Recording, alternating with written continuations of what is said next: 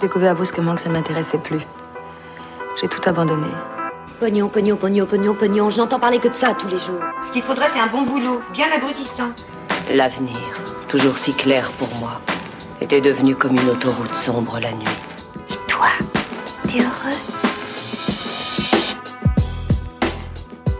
Bonjour à tous et bienvenue sur Déclic, le podcast qui s'intéresse aux personnes qui ont démarré une nouvelle vie. Qu'ils aient eu un déclic ou qu'ils aient pris une claque, nos invités vous racontent comment ils ont su se réinventer. Aujourd'hui, je suis extrêmement content puisque je reçois Stanislas Leloup, qui est le créateur de deux podcasts que j'adore, Nomade Digital et Marketing Mania, et qui m'ont notamment décidé à lancer mon propre podcast. On parle de ses premiers pas dans la séduction, avec notamment la création de son premier site qui prônait une approche honnête et légèrement différente du courant américain des pick-up artistes. On discute de la création et du business model de sa chaîne YouTube Marketing Mania et on aborde le sujet épineux de la vente de formations sur le web, l'importance de la promesse qui est faite et de la légitimité. On revient notamment sur l'affaire Emmanuel Friedenreich. Enfin, on parle de son quotidien en tant que nomade digital et de l'importance d'avoir des routines. J'espère que cet épisode vous plaira. Pour me soutenir, c'est très simple, il vous suffit de vous abonner au podcast sur iTunes et de mettre une note pour qu'il soit bien référencé. Je sais que l'appli iTunes n'est pas très intuitive, mais c'est le meilleur moyen de faire connaître le podcast. Vous pouvez aussi vous abonner sur SoundCloud, c'est beaucoup plus simple et bien sûr en parler autour de vous. Bonne écoute! Eh bien bonjour à tous, aujourd'hui je suis avec Stanislas Leloup. Salut Stan. Salut Théo. Merci beaucoup d'avoir accepté mon invitation. Je voulais te dire que je suis vraiment très content de t'avoir sur ce podcast parce que j'écoute moi-même les deux podcasts que tu as créés, Nomade Digital et Marketing Mania. Je pense que ça fait clairement partie de mon top 5. Donc merci beaucoup d'être là aujourd'hui. Merci à toi de m'avoir invité, c'est toujours un plaisir. Tu sais, je sais pas si tu le savais, mais j'ai un produit qui s'appelle le Déclic. Ah non, je savais pas du tout. Ah mais si, c'est une de tes formations. J'ai une formation qui s'appelle le Déclic. Ouais. Il me semble l'avoir vu sur ton site, ouais. Du coup, alors tu as aussi la chaîne YouTube Marketing Mania, peut-être que tu peux nous en dire un petit peu plus sur ce que tu fais exactement aujourd'hui. Ouais, donc moi j'ai créé un site qui s'appelle marketingmania.fr qui est avant tout connu pour la chaîne YouTube qui s'appelle Marketing Mania. C'est une chaîne YouTube sur laquelle je parle de comment est-ce que tu peux vendre plus efficacement en fait. Comment est-ce que tu peux articuler ton message pour avoir le maximum d'impact sur les gens qui te suivent. On sait qu'aujourd'hui sur Internet, t'as pas l'attention des gens pendant très longtemps, donc faut être capable de taper fort. Et je m'intéresse beaucoup aux aspects psychologiques, aux fondamentaux de la vente, c'est-à-dire quels sont les éléments dans le cerveau des gens qui va faire qu'ils font attention à ce que tu racontes ou qui va faire qu'ils vont être convaincus et qu'ils vont avoir envie de faire une action. Et là où la chaîne s'est vraiment distinguée et là où la chaîne a vraiment grossi, c'est par les études de cas en fait. Parce que le problème, c'est que ces concepts-là psychologiques, dit comme ça peut être assez abstrait. Je te parle du biais de négativité, je te parle du principe de cohérence. C'est des trucs qui sont importants à impliquer dans ton marketing, mais c'est assez abstrait. Et du coup, souvent, ce que je fais, c'est que j'essaye de prendre des exemples. Donc, ça peut être des vidéos de vente, ça peut être des scènes de films, des scènes de séries, des pages, ça peut être parfois des youtubeurs. Et j'explique, OK, on va décomposer cette personne, cet exemple, ce film, et on va comprendre quelles sont les techniques de persuasion qui sont utilisées à l'intérieur, pour qu'ensuite, toi, derrière, tu sois capable de vraiment les absorber de manière profonde et les appliquer dans ton propre marketing pour avoir les résultats que tu souhaites. Ouais, ça, tu essaies de cibler une audience un peu large, un peu mainstream. Tu as fait une vidéo avec Jake Paul, une vidéo sur le Loup de Wall Street et c'était... J'ai pas fait une vidéo avec Jake Paul, ouais. J'aurais bien voulu. J'ai fait une vidéo sur lui. J'aurais bien aimé un petit featuring de Jake Paul sur la chaîne Marketing Mania. Ouais, sur Jake Paul et sur le Loup de Wall Street et le personnage, alors je sais plus comment il s'appelle, mais... Jordan Belfort. Ouais, c'est ça. J'en ai fait plusieurs parce que c'est un sujet dont les gens raffolent sur ma chaîne. J'ai plusieurs vidéos sur le Loup de Wall Street et dont certaines qui ont fait des centaines de milliers de vues. C'est un peu si un jour j'ai pas d'idée et je veux faire une vidéo qui va faire beaucoup de vues, je parle de lui, ça marche à tous les coups, les gens aiment beaucoup. Et du coup, d'où te vient cette passion du marketing ? Ça vient du premier business que j'ai lancé en fait. Le premier business que j'ai lancé, c'était vraiment un business qui était inspiré de la semaine de 4 heures. C'est-à-dire que c'était une idée qui était assez minimaliste et j'avais pris conscience que d'abord la séduction c'était un gros marché. Tu vois, les conseillers en séduction, les coachs en séduction, c'était un gros marché et qu'il y avait des choses très intéressantes qui se faisaient aux États-Unis. En particulier un mec qui s'appelle Mark Manson. Qui avait une approche très honnête, très transparente, essentiellement basée sur le développement personnel et devenir une meilleure personne pour mieux plaire. Et en France, on avait encore des approches qui étaient extrêmement manipulatrices. Avec le livre de pas Niels particulièrement- Strauss, The Game. Ouais. qui était- Avec The Game et en particulier, en fait, dans The Game, le coach principal de The Game, c'est un mec qui s'appelle Mystery. Ouais. Faut comprendre, Mystery, il avait quelque chose qui s'appelle la Mystery Method. Et une de ses techniques vraiment centrales à sa méthode, c'est ce qu'ils appelaient le peacocking. Donc, peacocking, ça vient de peacock, qui est le pan. Ouais. Cette idée, tu vas te faire visible comme un pan. Et en fait, ça prenait la forme que Mystery, c'était un mec qui était toujours, il avait un espèce de grand chapeau, il avait un espèce de boa à plumes autour du cou, il avait des espèces de bottes en cuir qui lui remontaient jusqu'aux genoux, il avait peint ses ongles avec du vernis à ongles. En gros, il voulait se rendre le plus visible possible et le plus marquant possible. Donc, il y avait cette approche extrême en fait de la séduction, hein, qui était l'approche du pick-up artiste, qui devait en faire une espèce de style de vie, qui devait consommer l'ensemble de ta vie et qui était la seule manière de juger ton succès dans la vie, c'était vraiment de savoir est-ce que tu étais bon pour prendre des numéros de téléphone dans un club de Los Angeles. Et ça avait développé vraiment une espèce de culture malsaine autour de ça, qui s'était exportée en France de manière très étrange, très copier-coller. On allait te redonner les mêmes termes. Moi, je t'ai donné le terme de peacocking, tu vois, mais c'était bourré de jargon anglophone qui n'avait jamais vraiment été traduit. Bref, je me disais, tiens, il existe une opportunité dans ce domaine-là de faire quelque chose. Et donc, j'ai lancé un site qui essayait d'apporter cette approche un peu plus terre à terre, un peu plus honnête et qui s'adressait surtout à des hommes qui étaient un peu comme moi, qui étaient un peu introvertis et qui n'avaient pas forcément envie de faire du peacocking, de faire des routines, de faire des trucs appris par cœur et qui voulaient juste, en fait, comment est-ce que je me retrouve pour la première fois avec une fille dans un rendez-vous, comment est-ce que je crée une bonne connexion avec les gens, tu vois, sans nécessairement essayer de manipuler, comment est-ce que je peux un peu mieux ouvrir mes émotions, ce genre de choses. Et là, ce que je te raconte, tu vois, ça semble bien sur le pied, tu dis ouais, c'est super, on fait un truc plus honnête, etc. Le truc, c'est que il suffit pas d'avoir une idée comme ça pour te faire la place. Ces sites-là dont je te parle, c'est des sites, il faut savoir, ils avaient la plupart des sites avaient genre 2 ou 3 rédacteurs à plein temps, en fait, qui écrivaient chacun plusieurs articles par jour. Donc, ils avaient un rythme de publication de 20-30 articles par semaine. Et il y avait on va dire 2-3 sites comme ça qui étaient énormes et qui trustaient l'ensemble des résultats sur Google. Et donc, tu tapais n'importe quel mot-clé lié à la séduction et ils avaient un article dessus. Ils avaient un article comment séduire au collège, comment séduire après un divorce, comment séduire si on est moche, comment séduire en boîte de nuit. Tu vois, ils avaient tout couvert. Donc, tu peux avoir une bonne idée dans ce domaine-là. C'est pas évident de percer. C'est un domaine qui est extrêmement saturé de contenu. Et tout d'un coup, je me trouvais avec le fait d'avoir un message qui, moi, me tenait à cœur, où je pensais qu'il y avait vraiment une demande et je pensais qu'il y avait un positionnement en termes de différenciation, quoi. Il y avait un message différent qui pouvait apporter quelque chose qui n'existait pas actuellement en France, mais se poser la question de comment est-ce que tu allais faire entendre ce message, comment est-ce que tu allais convaincre les gens quand tes promesses étaient moins fortes que tes concurrents. Parce que tes concurrents, ce qu'ils te promettaient, c'était de pouvoir entrer dans n'importe quel bar et de pouvoir prendre n'importe quel numéro. C'était de pouvoir avoir une séquence de textos que tu pouvais envoyer à une fille et elle allait automatiquement avoir envie de coucher avec toi. Et on a l'impression que je peux caricaturer par la manière dont je l'explique, mais en fait, je le caricature pas. Et si tu regardes les titres qui sont présents sur les pages de vente sur certains sites, c'est vraiment les promesses qui étaient faites. Et tout d'un coup, moi, j'arrive avec une promesse de dire, tiens, achète mon produit et je vais diminuer ta peur de 30%. Tu auras toujours un peu peur, mais au moins, tu oseras y aller. Tu vois, tu auras un peu la trouille, mais tu vas oser y aller. Donc, tout d'un coup, je me posais face à cette problématique de dire, comment est-ce que je me fais la place dans un domaine qui est extrêmement saturé en termes de contenu, où il y a déjà des gros poissons qui sont là. Moi, j'ai pas beaucoup de ressources.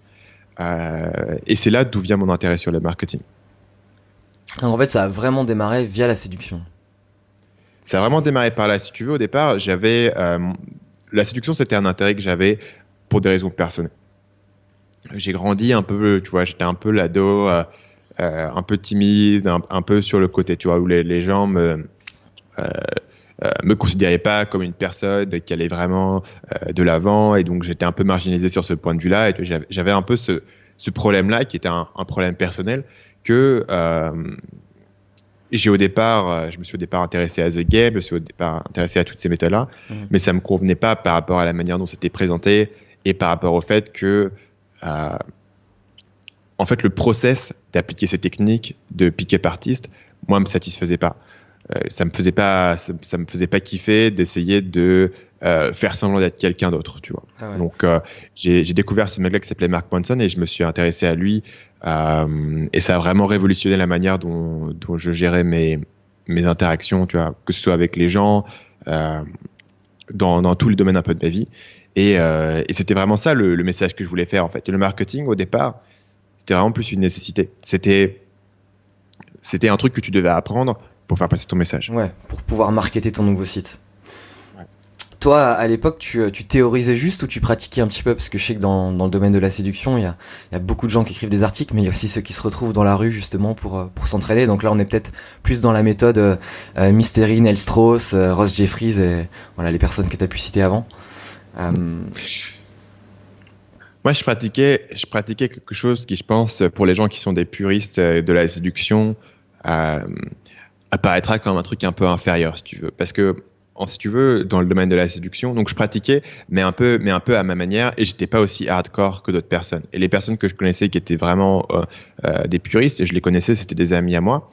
Ils sont des gens pour qui, si tu veux, le summum de la séduction, c'est de pouvoir aborder n'importe qui, n'importe où, et d'avoir un numéro de téléphone, une connexion, etc.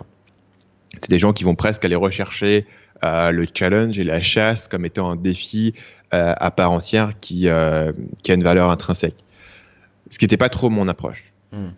J'avais plus une approche pragmatique en termes d'efficacité qui était de te dire à un moment donné, tu vis ta vie et t'es un peu tout seul dans ton coin et tu sais pas comment parler aux gens, tu sais pas trop comment te faire des amis ou comment trouver une place dans un univers social. Et c'était ça qui me frustrait, c'est ça que je voulais résoudre. Ce qui veut dire que j'étais moins puriste sur le fait, tu vois, de pouvoir aborder n'importe qui dans la rue, etc. J'étais pas un grand fan des approches de rue. C'est pas ce que je conseillais aux gens parce que je considérais que c'était se mettre quand même une barrière supplémentaire. C'est beaucoup plus facile dans d'autres contextes de pouvoir créer une connexion que dans la rue. Bon, on parle aujourd'hui, tu sais, il y a toutes les histoires sur le harcèlement de rue, etc.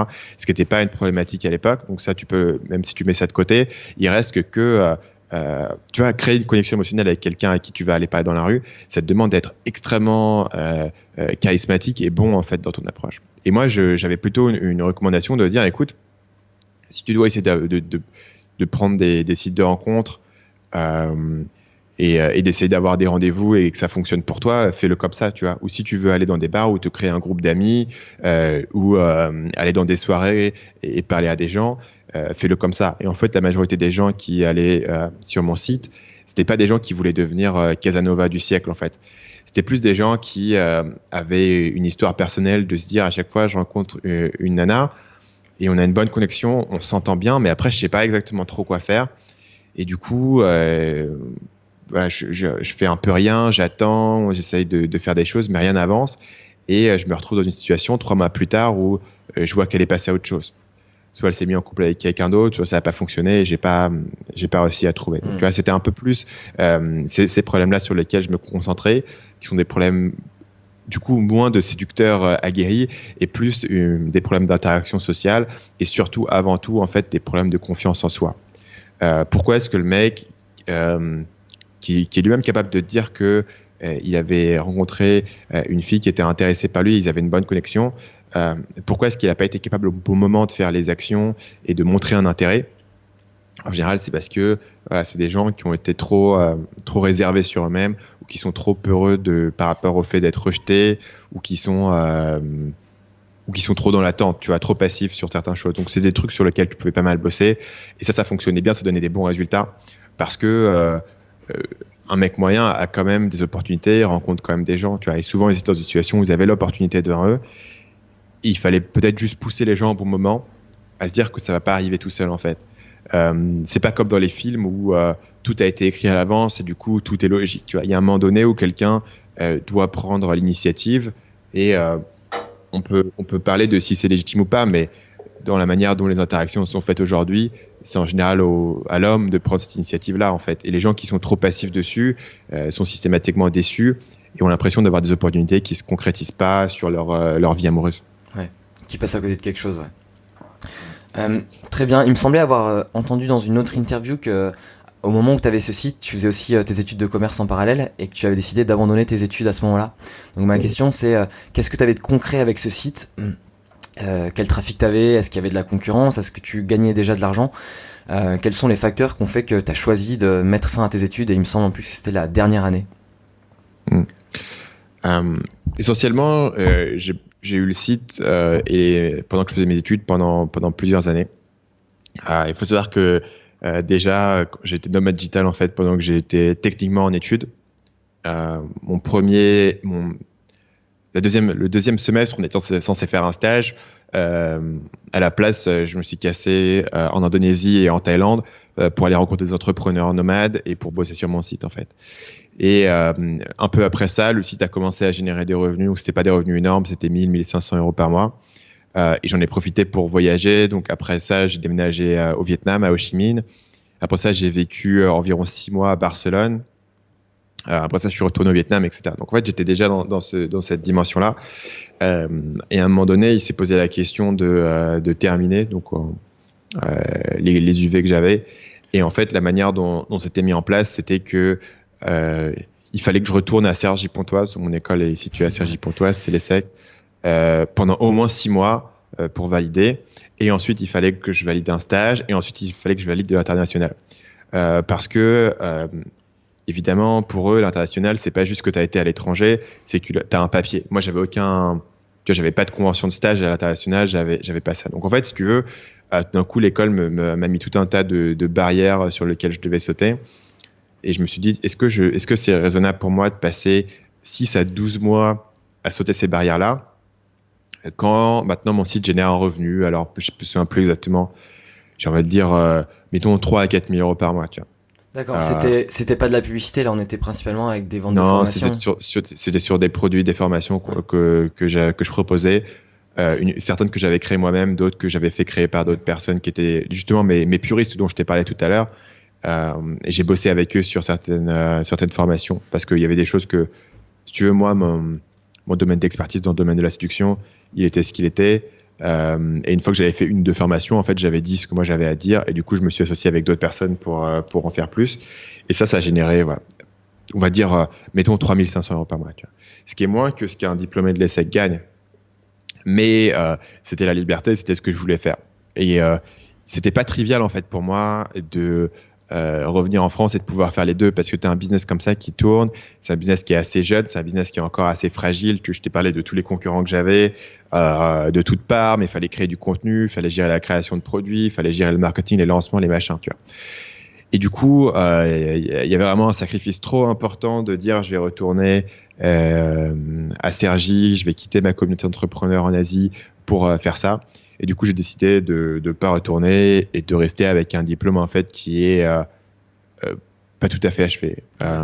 J'étais pas très loin de le terminer, mais voilà.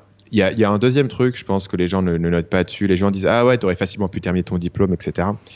Effectivement, j'aurais pu le terminer. Bon, mettons de côté le fait que ça aurait sacrifié la croissance de mon business pendant cette période, parce qu'essentiellement, ce que j'ai fait au lieu de retourner à l'ESSEC, c'est que j'ai lancé Marketing Mania en fait. En plus de mon business séduction, j'ai lancé Marketing Mania, qui aujourd'hui est quelque chose qui, en termes de chiffres, n'a rien à voir avec ce que je faisais dans la séduction. Tu vois. Donc c'est vraiment un truc qui m'a fait passer au niveau supérieur. Donc mettons de ça de côté. Faire un diplôme d'école de commerce, c'est aussi un choix de carrière. Et c'est un choix de carrière qui est extrêmement payant si tu veux te diriger vers du consulting, en particulier conseil de stratégie, de l'audit, la finance, ce genre de choses. Si tu veux faire du marketing direct, comme je le fais, t'as pas besoin de diplôme. Pas si important que ça. Si tu veux, moi, on me propose des jobs aujourd'hui qui payent probablement, je sais pas, 4 fois mieux que ce que j'aurais eu si j'avais eu mon diplôme. Et juste parce que ce que j'ai montré en termes de résultats sur les business est plus important. Tu vois. Donc dans le marketing, ce que tu as fait, ce que tu peux montrer est plus important vraiment que ton pédigré. Si tu compares ça avec un truc comme de l'audit, par exemple, où l'audit, c'est quelque chose, c'est des très grosses boîtes, c'est extrêmement pointu, c'est vraiment quelque chose où ton diplôme est très important. Donc pour mon choix de carrière, c'était moins important. Et par ailleurs, il y a aussi la question de tes stages. Tu vois, tu veux vraiment avoir un filet de sécurité. C'est ce que mes parents me disaient. Il te faut un filet de sécurité. Tu veux vraiment avoir un filet de sécurité où tu as l'option de retourner bosser chez Danone, chez KPMG, à la BNP Paribas, c'est pas juste ton diplôme. C'est ton diplôme, avoir fait les bons stages, avoir fait les bons contacts, avoir fait tout un choix de carrière autour de ça. Et c'est là ton filet de sécurité. Parce que tu as le diplôme en soi, sans avoir les stages, sans avoir l'expérience, ça t'apporte pas grand-chose, on n'apprend pas grand-chose en école. Donc je considérais que le sacrifice, si tu veux, dans le calcul que j'en faisais, il y a beaucoup d'émotions autour des diplômes. Moi, j'avais l'impression d'avoir été sorti de cet univers d'école de commerce, d'être plongé dans l'univers de l'entrepreneuriat pendant suffisamment longtemps que j'étais moins émotionnel dessus. Et du coup, j'avais ce calcul un peu plus rationnel de me dire qu'est-ce que ça m'apporte concrètement. Réponse, pas grand-chose par rapport à ce que je veux faire et par rapport aux faits, aux stages, etc. que j'ai fait ou que je n'ai pas fait. Et ensuite, qu'est-ce que j'ai à perdre? Et dans ce cas-là, j'avais quand même des choses à perdre. Je me sentais pas tellement en sécurité sur les revenus que j'avais construits que je pouvais me permettre de passer 12 mois à faire autre chose complètement. Du coup, pour revenir sur le business model de Marketing Mania aujourd'hui, ça marche comment exactement? Marketing Mania a commencé en étant avant tout sur un modèle d'agence, donc en prenant des clients, et je faisais beaucoup de prestations autour de la pub Facebook en particulier, aussi un petit peu d'optimisation des conversions. C'est un business model qui au fur et à mesure a diminué au point que je l'ai arrêté totalement, et aujourd'hui je me concentre principalement sur les formations. Donc, je vends des formations qui sont pricées un peu plus cher que la moyenne du marché, mais qui vont avoir beaucoup d'accompagnement. Donc, voilà, j'ai 2 grosses formations actuellement qui génèrent la majorité des revenus. Il y en a une qui s'appelle Copywriting Mania. C'est une formation sur l'écriture de pages de vente et de séquences de vente efficaces. Et j'en ai une qui s'appelle Le Déclic, justement, qui est une formation sur la construction de liste email et l'acquisition d'une audience. Et voilà, c'est des formations qui vont être vendues, donc c'est des formations en ligne avec des modules vidéo, avec des PDF téléchargeables, avec des exercices à faire. Les gens font les trucs, postent ensuite sur le groupe Facebook, on leur donne des retours, ils envoient des emails, etc. Tu vois, tout ce qu'il y a de plus classique sur des formations en ligne, avec, je dirais, par rapport à Marketing Mania, il y a quand même plus d'emphase sur l'accompagnement. Beaucoup de gens cherchent de plus en plus le revenu passif, c'est-à-dire pouvoir vendre une formation en ligne vidéo et voilà, c'est basta, tu vois. Et moi, du coup, j'appuie de plus en plus sur cet aspect d'accompagnement. Ouais. D'ailleurs, une question que j'avais, c'est comment tu arrives à convertir une audience très mainstream, on l'a vu tout à l'heure avec des vidéos voilà, à audience assez large, type Loup de Wall Street et les différents leviers d'influence qu'il utilise, à transformer ça en clientèle fidèles qui achètent des produits, comme tu dis, qui sont à la fois assez niche et pricés assez premium, pricés assez élevés. C'est vraiment un concept d'entonnoir de vente en fait. Donc concrètement, la réponse c'est que seulement une fraction de cette audience, Loup de Wall Street, c'est une vidéo la plus vue, elle a fait 900 000 vues. Le pourcentage de ces personnes qui vont un jour acheter un produit est très très très faible. Mais c'est pas là où est l'important, parce que chaque élément, si tu veux, dans ton marketing a un rôle. Et le rôle de la chaîne YouTube, c'est de générer des prospects, c'est de générer de l'intérêt, d'attirer l'attention des gens, de leur démontrer de la valeur, de leur apprendre quelque chose, et ensuite de pouvoir les amener à approfondir. Donc la manière dont ça fonctionne, c'est que à la fin de chaque vidéo, je vais promouvoir une formation gratuite sur un sujet précis. Et déjà là, je vais éliminer une majorité des gens. Les gens qui sont juste curieux, qui s'intéressent à la psychologie humaine et à la persuasion, et qui trouvent que c'est marrant de voir une vidéo avec le Loup de Wall Street, n'iront pas télécharger ma formation gratuite sur comment créer un site web persuasif. Parce qu'ils ne créent pas de site web, donc ça ne les intéresse pas. Donc là, déjà, j'ai filtré toute une partie des gens, et j'ai uniquement filtré les gens qui ont un projet précis, un objectif précis sur lequel ils veulent s'investir. Là-dessus, je vais avoir des emails, je vais continuer à démontrer de la valeur aux gens, leur apprendre des choses. Et mes emails sont généralement plus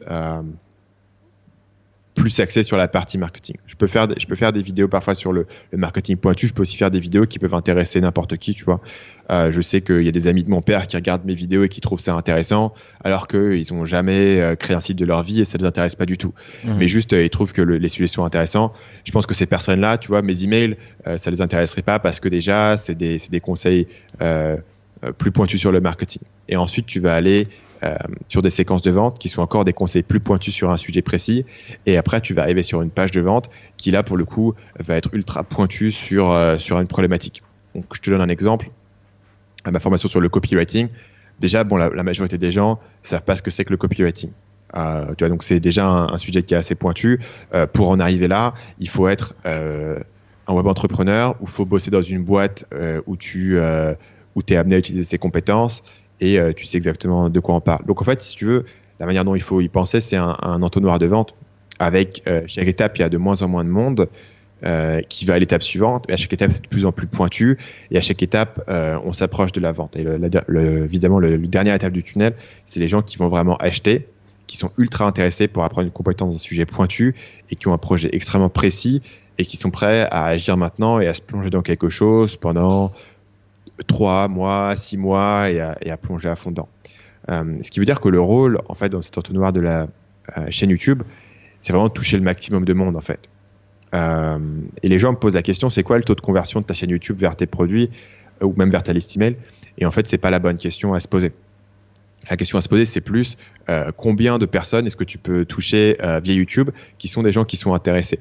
Et l'idée, c'est que plus ton filet est large et plus tu touches des gens en entrée de tunnel, plus il y a de gens intéressés, tu vois, qui vont dégringoler dans le truc. Même si, au final, 95% des gens peut-être qui me suivent sur YouTube n'achèteront jamais de produits chez moi.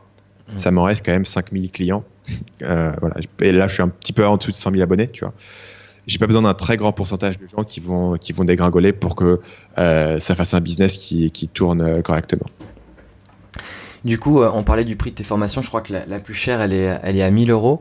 Aujourd'hui, comment tu fais pour te démarquer du lot de tous ces, on va dire, ces personnes qui vendent des formations sur YouTube, qui sont parfois pas tous légitimes? Toi, aujourd'hui, comment tu arrives à prouver que tu l'es et justement à donner confiance aux prospects potentiels?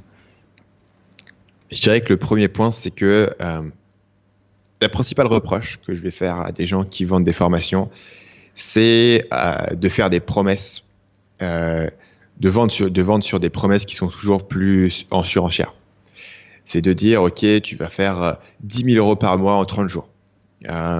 Encore une fois, c'est pas une caricature. Il y a un YouTuber bien connu qui a des dizaines de milliers d'abonnés, qui a un lancement récent qui est basé sur cette promesse. Tu vois. Donc il y a toujours des promesses qui sont de plus en plus sur la surenchère. Moi, j'ai décidé sur Marketing Mania que je voulais pas jouer dans ce jeu-là parce que je pensais à tort. Je pensais qu'il allait y avoir une nouvelle vague sur le web marketing qui allait être plus honnête. Et j'envoyais les prémices avec un mec comme Antoine BM par exemple. Et je pensais qu'il allait y avoir une nouvelle vague de transparence dans le web marketing qui allait arriver. Parce que c'est ce qui est passé aux États-Unis en fait. À un moment donné, aux États-Unis, il y a vraiment le genre, on a eu marre des vendeurs de rêves et ils sont passés sur autre chose. En France, ça s'est pas encore concrétisé. Mais j'avais vraiment cette idée-là. Et du coup, moi, ce que je vends, plutôt que vendre tes promesses, en fait, je vends des compétences. Je te dis, OK, tu veux apprendre le copywriting. Tu veux apprendre comment écrire une excellente page de vente. Tu veux apprendre comment structurer une vidéo de vente qui va que les gens vont regarder d'abord parce que c'est important et ensuite qui va convertir. Tu veux apprendre comment créer une séquence email qui va avoir le maximum d'impact. Je vais t'apprendre à le faire. Donc là, je me positionne vraiment sur des compétences, ce que j'appelle les compétences profondes, parce que le copywriting, t'apprends à écrire des pages de vente. C'est une compétence qui existait déjà il y a 100 ans. Là, je suis en train de travailler sur une vidéo sur les copywriters qui bossaient dans les années 30. Dans les années 50, tu as des grands exemples. Dans les années 70, de chaque génération a ses grands copywriters. Et en fait, c'est toujours les mêmes concepts qui reviennent. Ce qui veut dire qu'aujourd'hui, tu es sur le web, tu veux survivre dans les 20, 30, 50 années à venir. C'est une compétence qui va probablement continuer à être utile tant que tu vas parler des êtres humains et tant que tu vas pouvoir persuader des gens. Donc, dès que tu te déplaces sur « OK, je vais t'apprendre la tactique du jour pour faire 10 000 € par mois, allez, je vais t'apprendre des compétences profondes qui vont être utiles pendant longtemps », déjà, ça commence à poser une base sur ton discours. Le second point, c'est que je démontre énormément de quoi je parle, en fait. J'ai pas tant de formations que ça. Il y a beaucoup de formations sur lesquelles j'ai une grande demande et que je ne fais pas parce que j'ai pas de légitimité dessus, en fait. Et je parle uniquement de sujets sur lesquels je me considère comme étant extrêmement pointu. Ce qui veut dire que pendant 1 an, j'avais une seule formation, en fait, qui était ma formation copywriting. Le sujet que je connais sur le bout des doigts et sur lequel j'ai pas mal de légitimité via ma chaîne YouTube. Puisque ma chaîne YouTube est essentiellement prendre des exemples et te démontrer l'ensemble des concepts de copywriting. Donc tout d'un coup, les gens avaient face à eux une proposition qui était assez unique, qui était de dire, je vais t'apprendre le copywriting avec des études de cas. puisqu'évidemment, ma formation, c'est aussi beaucoup d'études de cas, un peu comme ma chaîne YouTube. Et j'avais la confiance des gens via ma chaîne, via mon podcast. Donc, je pense que j'ai un peu établi ça. J'ai un peu établi que je savais de quoi je parlais. Et ensuite, je leur disais, écoutez, vous voulez apprendre cette compétence, moi, je vais vous apprendre. On va aller vraiment au fond du truc. On va décomposer des dizaines de pages, ligne par ligne. On va décomposer des séquences email. J'ai dans ma formation des PDF, genre, tu vois, de 50 pages, où je décompose ligne par ligne l'ensemble de la vidéo de vente de quelqu'un. Ça, c'est quelque chose que personne ne fait, en fait. Et du coup, dans un domaine où il y a énormément de gens qui parlent et qui produisent du contenu, qui vendent des formations, j'ai produit une offre qui était un peu unique, en fait, vraiment, vraiment différente par le message et aussi par le contenu et aussi par la profondeur du truc. Ce qui plaît pas à tout le monde, si tu veux. Il y a des gens qui voient ma formation et me disent, OK, mais moi, j'ai quitté mon boulot et il faut que d'ici 4 semaines, j'ai un revenu qui me fasse vivre parce que j'ai envie de partir en voyage et de partir à l'étranger et tout. C'est des gens, en général, je leur dis, écoute, n'achète pas ma formation parce qu'au bout de 4 semaines, tu seras devenu bon en copywriting, mais tu vois, ça va pas changer ta vie du jour au lendemain. C'est plus un truc de long terme. Donc, j'ai un message qui parle pas à tout le monde, mais pour une certaine fraction de personnes, ça les intéresse. Ce qui est similaire, d'ailleurs, à ce que je disais tout à l'heure sur la séduction, sur un truc un peu plus pointu. Pas plus pointu, mais je veux dire plus modeste, en fait, dans ses promesses. Et une certaine fraction de personnes qui sont réfractaires au marketing trop lourd sur les promesses et qui y croient pas et qui pensent que c'est pas possible. Tout d'un coup, je peux avoir un message qui est rafraîchissant en ayant quelque chose qui est plus concret, en fait. Et si tu penses, les gens commencent à être sceptiques des formations, c'est des arnaques. Moi, je te dis vraiment, la formation, elle fonctionne si elle t'apprend une compétence.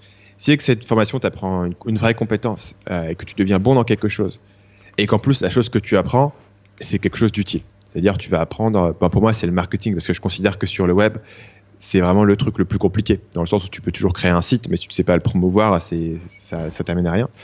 Si tu peux vraiment apprendre cette compétence, la formation, elle sera toujours rentable. Tu vas payer 1 000 € pour apprendre un truc. Après 1 an d'avoir appliqué cette compétence, tu auras bien refait tes 1 000 € et probablement tu en auras fait plus. Tu vois. Donc, c'est plus l'idée de dire, OK, demande-toi vraiment si le formateur dont tu parles, est-ce qu'il te fait des belles promesses ou est-ce que c'est quelqu'un qui a vraiment une compétence et qui est capable de te la transmettre. Et ma chaîne YouTube permet de te montrer que, OK, je sais de quoi je parle. Et en plus, je suis suffisamment pédagogue pour les bonnes personnes que si tu me suis et tu vas en profondeur avec moi, tu vas vraiment apprendre quelque chose. Je suis assez d'accord avec toi. Moi, je trouve qu'au contraire, sur YouTube, en ce moment, il y a une sorte d'émulation avec justement des personnes qui sont un peu ce qu'on va appeler les gourous du web, qui te promettent monts et merveilles très rapidement, en te disant que ils s'autoproclament entrepreneurs à succès. Ils te disent qu'ils ont atteint, comme ils aiment le dire, l'indépendance financière. L'indépendance financière. Personne d'ailleurs, indépendance financière, c'est un red flag parce que personne ne dit jamais ce que ça veut dire. Ouais, tu vois, ça veut dire quoi? Pour moi, l'indépendance financière, je veux dire, c'est très, très, très vague. Et en fait, tu creuses un petit peu, indépendance financière, ça veut dire que je vis mes business en ligne. Ce qui est, je trouve, une manière très, très sournoise de le dire. Tout à fait, ouais. Parce que la vérité, c'est que tu dis indépendance financière, tu dis, OK, je suis rentier, tu vois, exactement. Genre, j'ai plus rien à m'inquiéter, etc. Pour vivre de mes business en ligne depuis des années, c'est pas ça la réalité du quotidien. C'est des gens qui bossent, tu bosses tout le temps, tu t'inquiètes de dire est-ce que mon site va se péter la gueule, etc. C'est pas parce que tu as un revenu aujourd'hui de 3 000 €, et même si ce revenu te demande plus ou moins de boulot, qui sera là demain. Donc il y a un côté très, très sournois là-dedans. Pour moi, il y a un côté très sournois en fait où quand tu promets aux gens qu'ils vont arrêter de travailler, où justement ce qui va leur permettre de réussir, c'est le travail en fait. Donc tu vends aux gens quelque chose qui est contraire à ce qu'ils vont devoir faire pour réussir. Même si évidemment on sait bien que la nature humaine c'est d'essayer de faire le moins de travail possible, donc c'est des promesses qui fonctionnent, qui sont dangereuses. Et je suis content parce que justement t'as cassé ce mythe un peu du nomade digital dans un de tes podcasts avec donc Paul, la personne avec qui tu faisais nomade digital. Et justement, enfin on est conscient que vous deux vous travaillez vous travaillez énormément et c'est justement le contre-pied qui est pris par ces youtubeurs là. Et ce qui est très drôle aussi, c'est que tu parles très très souvent d'un livre, voilà, dans tous les podcasts dans lesquels tu fais des interventions, tu dis toujours un des bouquins qui m'a le plus appris des choses dans l'influence, c'est le bouquin Influence, qui s'appelle en français, je crois, Influence et Persuasion. Et ce qui est très drôle, c'est que... Et manipulation, pardon. Ce qui est très drôle, c'est que tous ces concepts-là, ils sont repris par ces youtubeurs dans leurs vidéos. C'est-à-dire que le concept de la preuve sociale, par exemple, ils vont montrer des grosses voitures, mais très rapidement dans la vidéo, c'est dans les 20 premières secondes. Ils vont utiliser tous ces procédés-là, mais de manière un peu sournoise, justement. Donc, Alors moi, j'utilise aussi ces méthodes, tu vois. En fait, ces méthodes, pour moi, sont neutres. Après, il y a des manières plus ou moins... on peut appeler ça éthique. Je suis pas trop fan de cette discussion sur l'éthique, mais il y a des manières plus ou moins honnêtes, disons, de les appliquer. Après, c'est vrai que tous ces principes-là, je les utilise. Disons que là où je pense qu'il y a des dérives sur le marché actuellement, et c'est quelque chose auquel j'ai beaucoup réfléchi à cause de l'affaire actuelle Emanuel Friedrich, quelqu'un qui vont des formations en ligne, et la raison pour laquelle il a acquis une certaine notoriété récemment, c'est parce que beaucoup de gros youtubeurs, à commencer par Seb Lafrite, ont fait des vidéos sur lui en disant que c'est un arnaqueur, etc. Et Seb Lafrite, c'est une vidéo qui a fait pas loin de 2 millions de vues, etc. Donc c'est vraiment quelque chose qui a attiré une grosse attention là-dessus.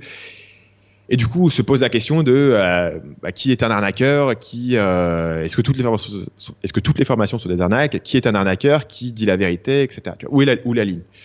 Et je pense vraiment, moi j'ai beaucoup réfléchi à ça parce que, si tu veux, moi je suis quelqu'un d'extrêmement visible. Ouais, je suis quelqu'un d'extrêmement visible dans un milieu qui est pas toujours réputable, en fait. Et donc du coup, tu regardes les youtubeurs marketing. Aujourd'hui, ça dépend de qui tu inclus dedans ou pas, mais je suis soit la plus grosse chaîne, soit la deuxième plus grosse chaîne. Tu vois. Donc, je suis vraiment visible dans ce domaine et il y a pas mal de choses qui me mettent mal à l'aise. Et d'un autre côté, c'est compliqué d'en parler publiquement ou de nécessairement pointer le doigt sur des gens, etc. Ce qui veut dire que, du coup, l'affaire Emanuel Friedrich est aussi un truc qui m'a un peu dédouané pour en parler, parce que si Seb Lafrite en a parlé, tu vois, c'est pas moi qui vais lui faire du mal derrière. Donc c'est un aspect. Mais effectivement, il y a ce côté, il y a cette surenchère de qui est devenu millionnaire le plus vite sans jamais t'expliquer comment.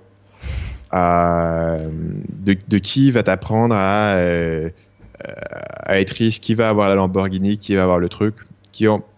Voilà. Après, moi, ça me dérange pas, tu vois, que les gens soient intéressés par le luxe, etc. Vraiment, pour moi, donc pour y revenir, le truc qui me dérange, c'est l'emphase sur le fait des résultats rapides et sans effort. Parce que je pense qu'à partir du moment où tu promets ça aux gens, tu mets en place une situation où ils ne peuvent qu'échouer. La vérité, c'est que ça prend quand même vachement d'efforts de trouver ta place. Ça prend de l'itération, ça prend de l'échec. Tu vois, il n'y a pas une formule toute faite, il n'y a pas un secret tout cuit qui va venir t'aider.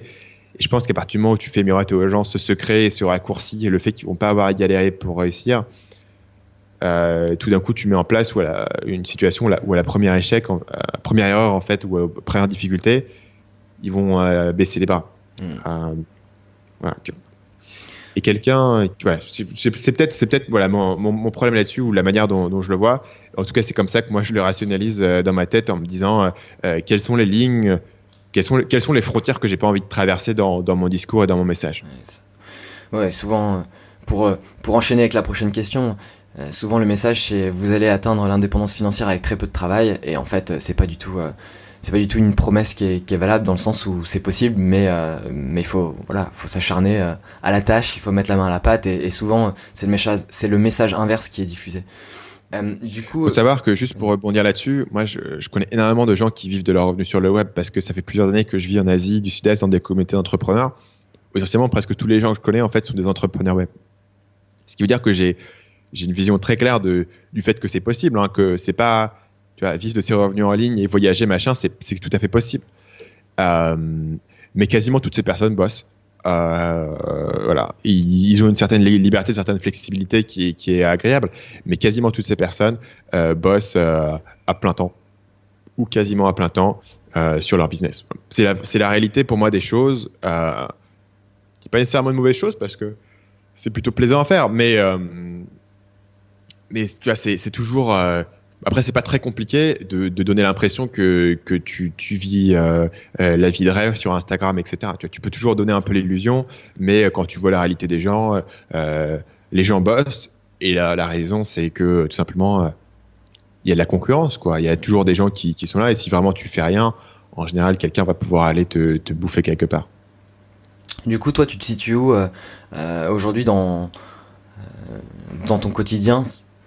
Comment t'es réglé? Je sais qu'en plus tu t'intéresses énormément à la productivité, alors à quelle heure tu bosses, voilà, quel est ton, on va dire ta journée type? La journée type, en général, moi je suis adepte d'un modèle qui a été présenté par un monsieur qui s'appelle Paul Graham, qui s'appelle Maker Schedule, Manager Schedule. C'est un article que les gens peuvent retrouver sur son site. Ouais, tu tapes ça, Paul Graham, Maker Schedule, quelque chose comme ça, tu trouves. Et c'est l'idée que le matin, tu vas bloquer ton temps pour travailler sur des tâches créatives, et l'après-midi, tu vas faire plus les tâches managériales ou de gestion. Donc, j'essaie un peu de m'organiser comme ça, dans la mesure du possible. Je commence de préférence mes journées avec des tâches créatives. Donc en général, c'est l'écriture sur des vidéos. Mes vidéos prennent pas mal de temps à préparer. Entre les recherches, l'écriture, la relecture, l'enregistrement. Et j'essaie de consacrer mes matinées à ça. Quand je dis matinée, ça peut aller ça peut commencer en général vers 9h, on va dire, et ça ira jusqu'à 14-15h, avec souvent une pause au milieu. Et j'essaye de bosser sur des trucs comme ça, un peu d'écriture. Et ensuite, la fin de la journée, c'est les emails. Donc là, je suis vraiment dans une situation sur les emails où j'en reçois beaucoup trop, et où j'essaye pour la première fois de mettre en place des meilleurs process et de le déléguer, tu vois. Mais actuellement, je suis vraiment dans une situation où j'ai en gros 2 heures d'email par jour. Les appels viennent dans cette case-là, tu vois, entre 15 et 19 heures en gros.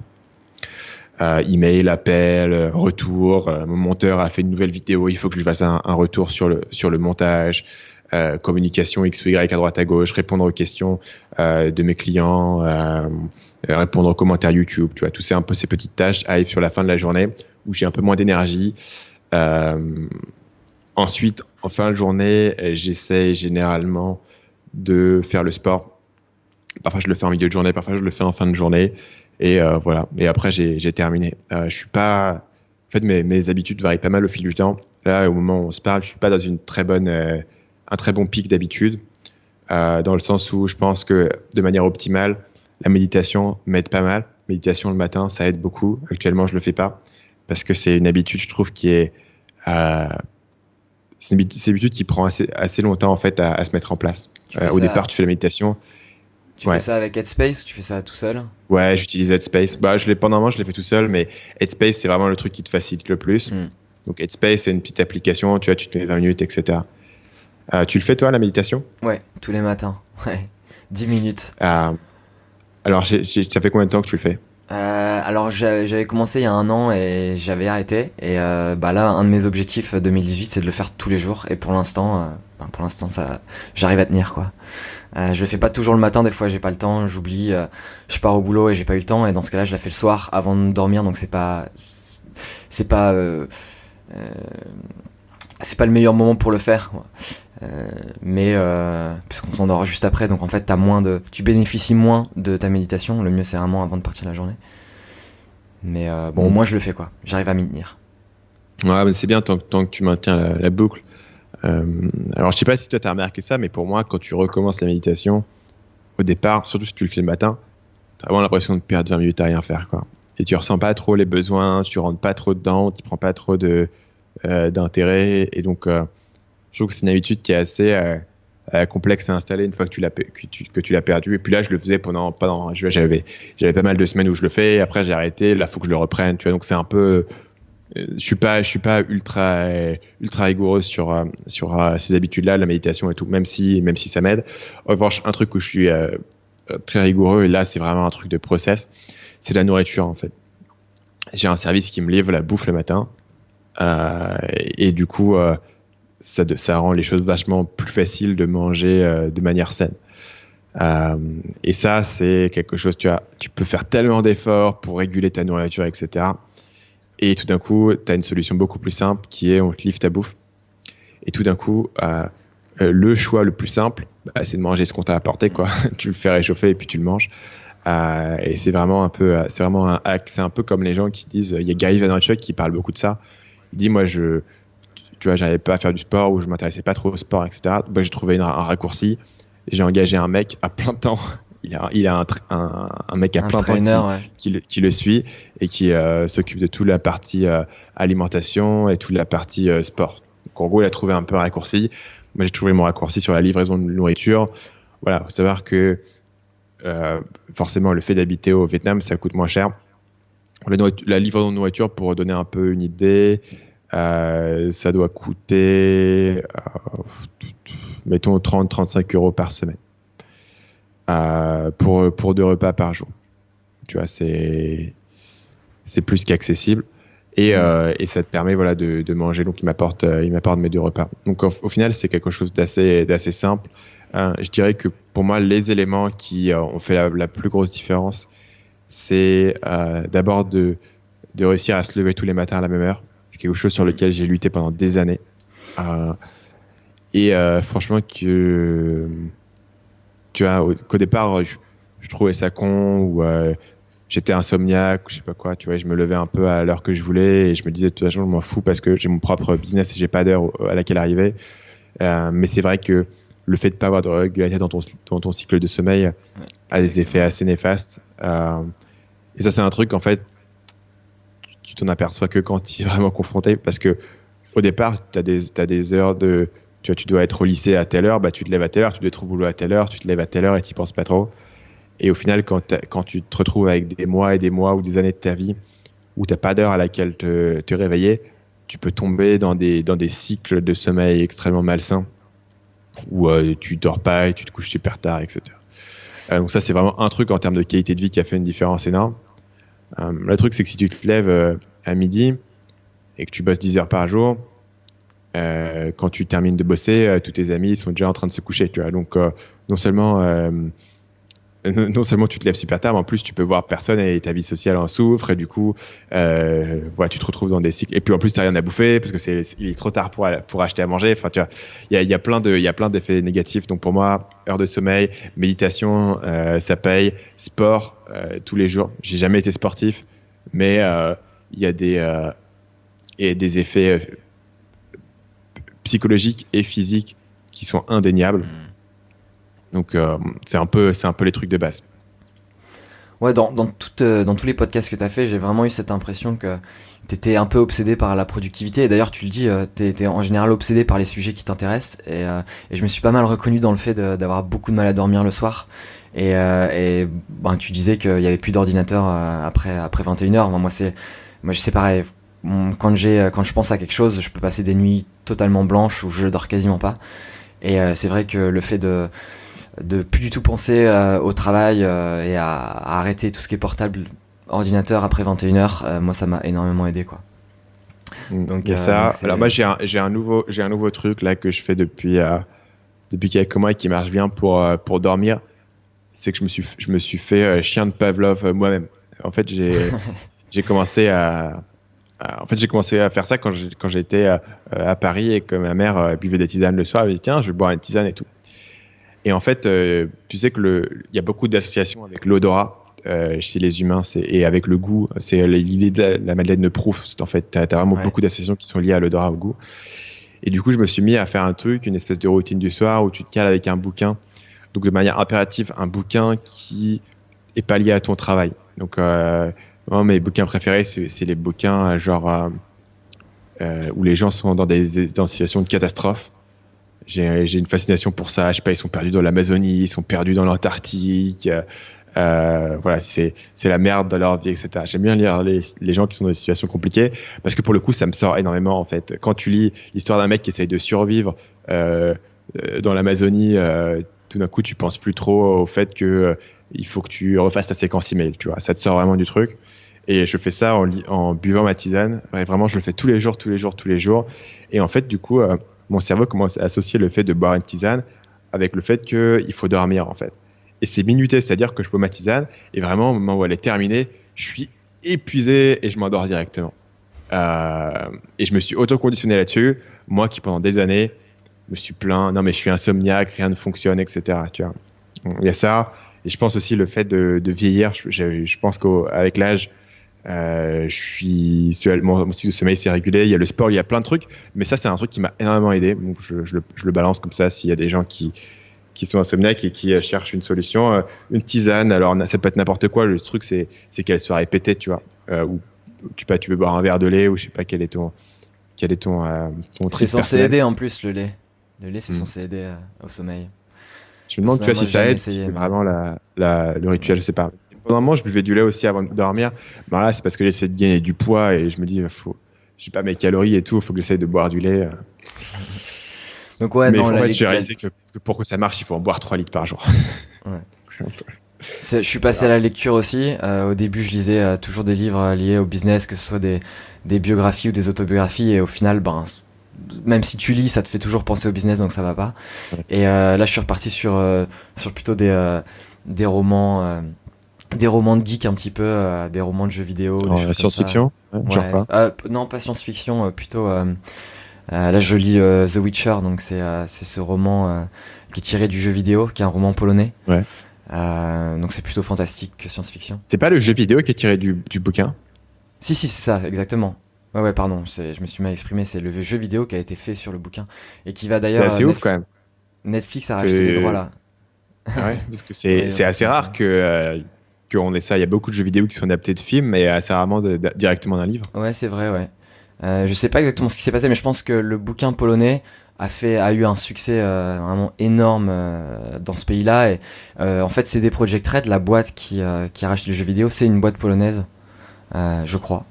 Donc en fait, je pense que ça a été plus facile pour eux de racheter les droits et de se dire on va racheter ce truc qui marche très bien et on va le rendre accessible à tout le monde. Et je pense que du coup, les livres ont été traduits plus tard en français et en anglais parce que le jeu vidéo a eu beaucoup de succès. Faudrait que je me renseigne. J'ai jamais trop joué à Witcher, mais il me semble que c'est un jeu qui est du coup réputé pour son univers assez riche. Et j'imagine que ça, c'est un truc qu'ils ont dû bénéficier du livre, quoi. Tu penses à des trucs comme Le Seigneur des Anneaux, c'est des univers qui sont extrêmement riches. Et j'imagine que tu peux assez facilement en faire un truc un peu open world, sympa là-dessus. Est-ce que t'as lu un bouquin qui s'appelle Ready Player One Non. de Ernest Cline? C'est assez intéressant. Quand j'ai commencé à me remettre, quand j'ai commencé à créer cette routine de lecture, il y a 2 bouquins qui m'ont vraiment converti. Et je les écoutais d'ailleurs en livre audio. C'était The Martian, le Martien de Ouais. Qui est sorti On en dit film il y a Weir. pas longtemps là, c'est ça? qui est sorti en film avec Matt Ouais. Damon d'ailleurs, C'est ça. qui est très très cool. Bah là, du coup, c'est typiquement un mec dans une situation désespérée, quoi. Le mec qui est coincé sur Mars tout seul et tout. Putain, à côté de ça, tu vois, tous mes problèmes, c'est rien. Donc ça, The Martian, et puis Ready Player One, qui est un bouquin basé sur... c'est assez intéressant, c'est basé sur une histoire de réalité virtuelle et de jeux vidéo, tu vois, ça t'évade pas mal le cerveau. Et moi, pendant des années, j'ai été réfractaire à ça, quoi. Pendant des années, il fallait qu'un bouquin que je lise soit utile. Alors, je lisais aucune fiction. Et si je lisais des livres de non-fiction, j'essayais de les rendre utiles. Et au final, je me suis aperçu que pour dormir, alors je lis pas que de la fiction, je lis aussi de la non-fiction, mais il te faut un truc en fait qui a rien à voir avec le boulot. Là, tu vois, j'ai commencé un livre hier. C'est un livre qui a été écrit par un mec qui est routier. Et t'explique comment il est routier, c'est un quotidien de routier et tout. Je trouve ça génial. Et ouais, c'est intéressant. Tu vois, ça me permet de découvrir un univers un peu différent. Et putain, ça me fait pas du tout penser au business en ligne, quoi. Donc, Ouais, donc puis c'est parfait. c'est apaisant. Les routiers, ils sont tout souvent sur la route de nuit. Il y a pas beaucoup de voitures. Enfin, moi, je trouve quelque chose d'apaisant dans le fait de conduire Ouais, la je suis nuit. d'accord. J'ai une fascination pour ce métier. Et du coup, ouais, tu vois, c'est un exemple. C'est intéressant comme tu deviens moins extrémiste. Enfin, pendant avant, j'étais extrêmement extrémiste sur le fait de tout devait être utile, tu devais être à chaque instant de ta vie, tu devais être vigilant de devenir meilleur et meilleur. Et au final, je suis beaucoup plus actuellement sur un sens de dire, au final, j'ai que quelques heures par jour de vraiment où je suis vraiment à mon pic en fait de cerveau. Et j'ai aussi eu cette expérience d'avoir eu tellement de trucs, tellement de hobbies, tellement d'intérêts un peu divergents qui me sont m'ont servi en fait dans le business. Tu vois, je pense, je sais pas, tous les vidéos que j'ai faites qui sont basées sur une scène de film ou une scène de série ou sur un bouquin et que j'ai lu. Tu vois, c'est des trucs que j'ai lus un peu par hasard, par intérêt, par curiosité au départ, et qui sont revenus 2-3 ans plus tard par une tangente et qui sont devenus un truc utile et une pièce centrale, tu vois, en termes de créativité pour avoir des éléments qui viennent un peu au-delà des mêmes, les 5 tactiques sur votre page de capture pour avoir plus d'abonnés. Ouais. Tout à l'heure, tu disais d'ailleurs les livres où les mecs sont dans des situations compliquées. Je suppose que tu as vu La mort suspendue, je crois que ça s'appelle. Ça te dit quelque chose ou pas? Alors, il faut que tu m'expliques ce que c'est, parce que c'est un bouquin français ou... Non, alors c'est un livre tiré d'une histoire vraie, mais je pense que le bouquin existe sur deux alpinistes. Okay. Sur deux alpinistes qui, y en a un qui tombe, qui se casse des jambes et qui tombe dans une crevasse et qui arrive à remonter, alors que son pote est persuadé qu'il est mort, et qui arrive à remonter en rampant. Enfin, tout le film est sur voilà, la journée, enfin je sais pas combien ça lui prend de temps, une journée et demie de ramper, d'arriver à remonter la crevasse. Il explique, moi j'y connais rien à l'alpinisme, mais lui il explique vraiment comment il arrive à comprendre qu'il va pouvoir se creuser un tunnel et remonter, je sais plus exactement, mais je crois qu'il arrive à regarder autour de lui et à comprendre comment la crevasse est construite. Et il arrive à se repérer, enfin c'est assez impressionnant. C'est un ami qui fait de l'alpinisme qui m'avait conseillé ce film. Et ouais, c'est Man vs Wild, mais pour de vrai, quoi. Voilà, non, c'est cool. Je l'ai pas lu, mais effectivement, c'est typiquement un genre de truc qui m'intéresse et que je lirai avant de m'endormir. Je l'ai ajouté à la liste. Ouais. Bah, il y en a un qui est incroyable en termes d'alpinisme. C'est Into Thin Air du mec c'est le même mec qui a écrit Into the Wild. D'accord. Ouais. Et c'est un gars il raconte son histoire. C'est une expédition sur l'Everest. Et ça a été adapté dans le film qui s'appelle Everest assez récemment. Ouais.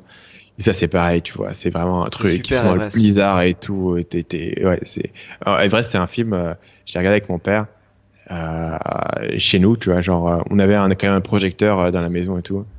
Il a dû arrêter avant la fin parce que ça lui rappelait trop des expériences qu'il avait vécues dans la montagne et tout, tu vois. Genre le truc, on était tellement dedans dans le film qu'il était, oh non putain, ça me rappelle trop des trucs parce que mon père passait pas mal de temps en montagne. Ouais.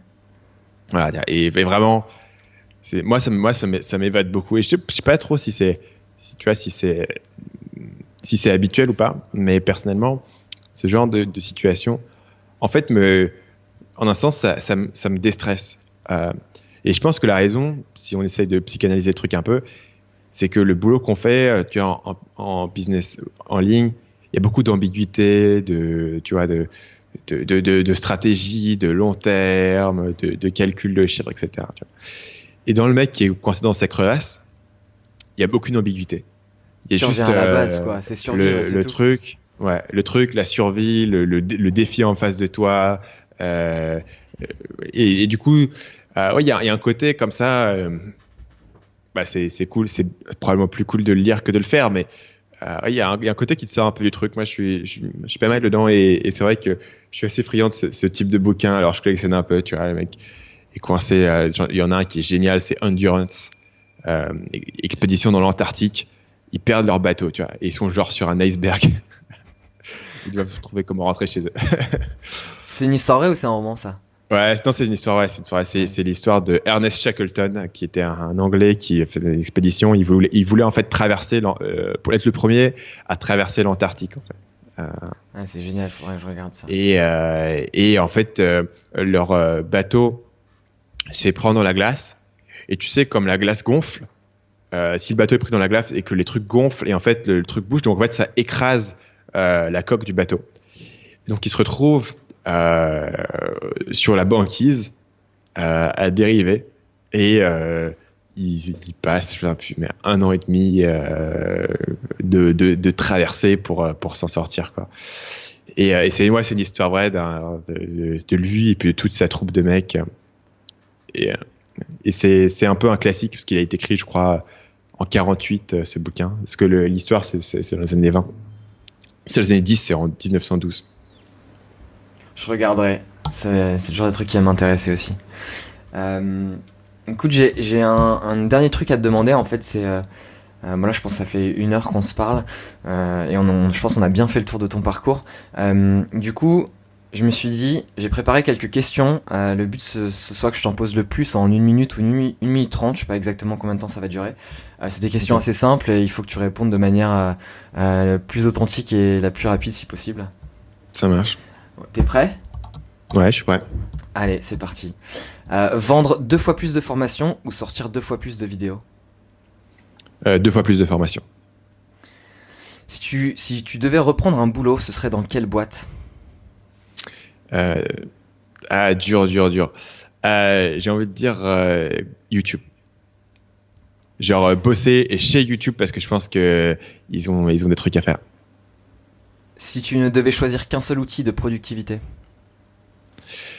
Toggle, qui est un outil qui permet de suivre ton temps, de mesurer ton temps. Ton objectif ultime dans la vie ? Mon objectif ultime dans la vie actuellement, c'est d'avoir des enfants. Une ville où tu te sens vraiment bien ? Je vais dire Ho Chi Minh. Un autre intérêt ésotérique dont on n'a pas parlé aujourd'hui ? J'ai une fascination pour les séries télé et sur l'écriture de scénarios. D'ailleurs, j'ai un podcast que je vais mentionner rapidement qui s'appelle Les Frères Séries, que je co-présente avec mon frère sur les séries télé, et tu verras qu'on est assez fanatique, assez pointu là-dessus. D'accord. Ton plus gros défaut ? Mon plus gros défaut, je pense, c'est aussi un peu la qualité. Je peux être trop concentré sur les concepts et j'ai tendance à perdre une partie de la rigueur dans l'exécution. Un domaine dans la vie où tu aimerais avoir plus de succès ? J'aimerais devenir meilleur en musculation. Je fais pas mal de sport, je cours beaucoup et à chaque fois je me dis tiens, je voudrais faire plus de muscu et je le fais mais pas assez sérieusement. D'accord. Et 2 ans sans méditer ou 2 ans sans voyager ? Je pourrais assez facilement faire 2 ans sans voyager. Pourtant la méditation, apparemment t'es pas si assidu que ça. Ouais, mais je suis pas non plus assidu sur le voyage. Hein. Je voyage plus tant que ça actuellement. Voilà. C'est vrai que je suis pas très assidu sur la méditation, mais tu sais, c'est un truc où je me dis ah non, mais si les choses allaient mal, j'y reviendrai et je me reposerai dessus. Ouais. Vrai ou faux? Pas vraiment faux, parce que au final, ce type d'habitude te sert vraiment si tu les as construits dans les bonnes périodes en fait. Super Stan, bah écoute, je pense qu'on a fait le tour. Merci beaucoup pour ton temps, c'était vraiment chouette. Merci à toi de m'avoir invité, c'est toujours un plaisir. Allez, à la prochaine Stan, salut. Salut. Merci à tous d'avoir écouté l'épisode jusqu'au bout, j'espère vraiment que ça vous aura plu. Surtout, n'hésitez pas à me contacter pour me dire ce que vous en avez pensé. Pour recevoir les prochains épisodes, c'est très simple. Vous pouvez vous abonner sur iTunes ou sur SoundCloud ou encore cliquer sur le lien qui est dans la description pour rejoindre mon chatbot. À bientôt.